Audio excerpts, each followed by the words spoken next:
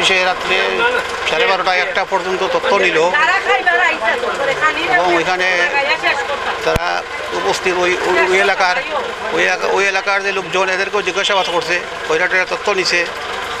রাত্রের মধ্যেই 2 জন আসামি অ্যারেস্ট হয়ে গেছে এবং এরা রাত্রেই স্বীকার করছে তারা এই কিলিংয়ে ছিল।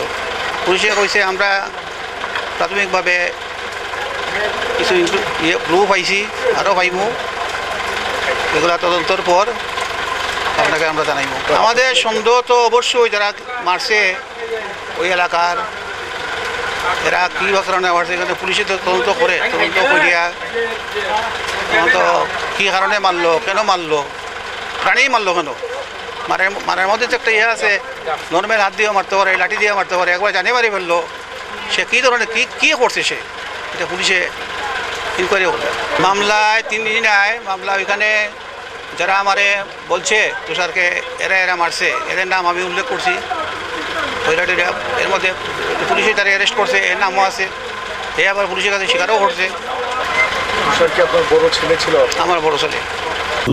তুষারের বুকের বাম দিকে যেমন একটা স্টেপ ছিল, যেটার গভীরতা ছিল মোটামুটি দিয়ে লাংসটা ক্রস করে হার্ট পর্যন্ত চলে গিয়েছিল। ময়নাতদন্ত সময় যেটা প্রতীয়মান হয়েছে, মূলত তুষারের পরে দেখা গেছে যে আপনার অনেক ইন্টারনাল ব্লিডিং হয়েছে, যেটা বডির ভিতরে যে রক্তপাত যেটা বলা হয়, যে রক্ত জমে গেছে, মূলত আপনার এই কারণে কার্ডিয়াক ফেলিওর হয়ে তুষার মারা গেছে বলে প্রাথমিকভাবে ধারণা করা হচ্ছে।